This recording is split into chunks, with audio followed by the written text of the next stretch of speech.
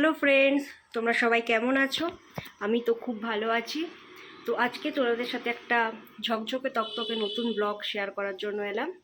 তো তোমাদেরকে দেখাবো যে আজকে আমি বানাচ্ছি চিলি চিকেন। তো কিভাবে বানাচ্ছি, কি কি ইনগ্রিডিয়েন্টস দিয়ে বানাচ্ছি, তো সেইগুলোই আজকে তোমাদের সাথে শেয়ার করব বলে ব্লগটা নিয়ে হাজির হলাম।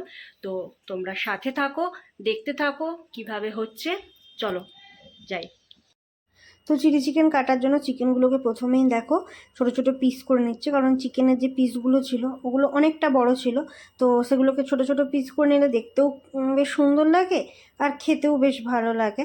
তো সেই জন্য ছোটো ছোটো পিস করে নিচ্ছে। তো এবার এই ম্যারিনেটের জন্য সব রাখা হয়েছে, দেখেছো পেঁয়াজ টেয়াজ কেটে রেখে এই ম্যারিনেট করছে। ম্যারিনেটের জন্য আদা রসুন পেস্ট করেছি, কাঁচা লঙ্কা সব দিয়ে পেস্টটা করে রেখেছি। এই পেস্টটা মাখিয়ে নেবো একটু, আর একটু কাশ্মীরি মির্চ আর এই কর্নফ্লাওয়ার দেবো। কর্নফ্লাওয়ার দিয়ে এটাকে ভালো করে মিক্স করে মোটামুটি আমি 1 ঘন্টার মতো ফ্রিজে রেখে দিয়েছিলাম। তো এটা ভালো করে মিক্স করতে হবে বেশ। ওই জন্য তোমাদের দাদাভাই দেখো সুন্দর করে চিকেনটাকে মিক্স করছে, চিকেনটাকে ফ্রাই করতে দিয়ে দিয়েছি। দেখো চিকেনটা 1 ঘন্টা রাখার পরে এইভাবে তেলে দিয়ে তেলটা গরম হওয়ার পর চিকেন পকোড়াগুলোকে দিয়ে দিয়েছিলাম, পকোড়া ভাজতে দিয়ে দিয়েছিলাম। দেখছো যে পকোড়াটা ভাজা হচ্ছে। এবারে চিলি চিকেন করার জন্য আমি গ্রেভিটা রেডি করছি। তো তেলটা গরম হলে একটু আদা দিয়ে দিলাম।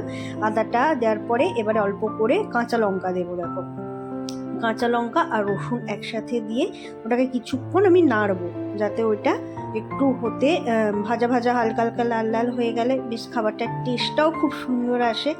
তো দেখতে থাকো, এই জন্য নাড়ছি। রসুনটা আর আদাটা ভালোভাবে লাল লাল হয়ে যাচ্ছে।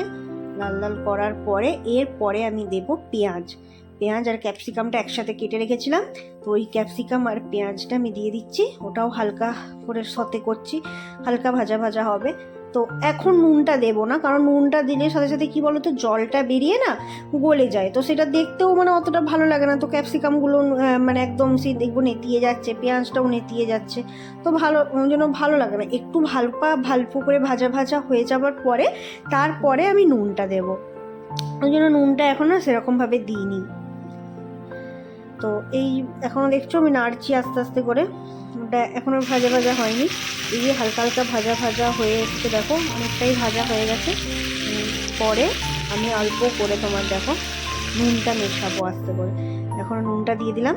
এবারে অল্প একটু নাড়াচাড়া করে নেবো, অল্প করে নুনটা নাড়াচাড়া করে নিয়ে আর একটু মানে ভাজা ভাজা হলে এরপরে আমি সসটা দেবো।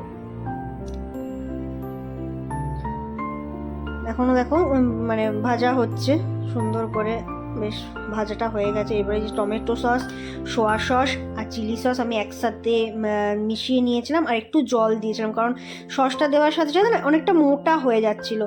তারপর একটু কাশ্মীরি মির্চটা দিলাম যাতে একটু রঙটা ভালো আসে। তো সেই জন্য তো তোমরা এটা স্কিপ করে যেতেও পারো, কারণ টমেটো সস আর টমেটো দিলে না রঙ চলে আসে, কিন্তু আমি তাও একটু মানে রঙ করার জন্য যাতে একটু দেখতে ভালো লাগে তো সেই জন্য দিয়েছিলাম। তারপরে একটু দেখলাম মোটা মোটা হয়ে গেছে, সেই জন্য আমি একটু জল দিয়ে দিয়েছিলাম, যাতে গ্রেভিটা একটু ঠিকভাবে ফুটতে দিয়েছিলাম। তার মধ্যে একটু আমি দিলাম তোমার ব্ল্যাক পেপারটা তোমরা ইচ্ছে মতো, তোমাদের যদি ইচ্ছে হয় তো তোমরা দিতে পারো, আর যদি মনে হয় যে দেবে তাহলে দেবে, না দিতে হলে স্কিপ করে যেতে পারো। আমার একটু ঝাল ঝাল খেতে, একটু স্পাইসি খেতে ভালো লাগে, তাই জন্য আমি ব্ল্যাক পেপারটা দিয়েছিলাম। এবারে আমি একটু কর্নফ্লাওয়ারগুলো জলটা দিয়ে দিয়েছি, তাহলে একটু মোটা হবে। তার মধ্যে আমি চিকেন পকোড়াগুলো দিয়ে দিয়েছি, তোমাদের ওটা দেখাতে ভুলে গিয়েছিলাম যে চিকেন পকোড়াটা দিয়ে আমি কর্নফ্লাওয়ারগুলো জলটা দিয়ে দিলাম, তাহলে একটু থিকনেসটা চলে আসবে আর দেখতেও বেশ খেতেও টেস্টি হবে, দেখতেও ভালো লাগবে। তো সেই জন্য আমি কর্নফ্লাওয়ারগুলো জলটা দিয়ে চিকেনটা আস্তে আস্তে একটু নাড়বো। গ্রেভিটা আস্তে আস্তে শুকনো শুকনো হয়ে এলে তারপর আমি গ্যাসটা বন্ধ করে রেডি সার্ভ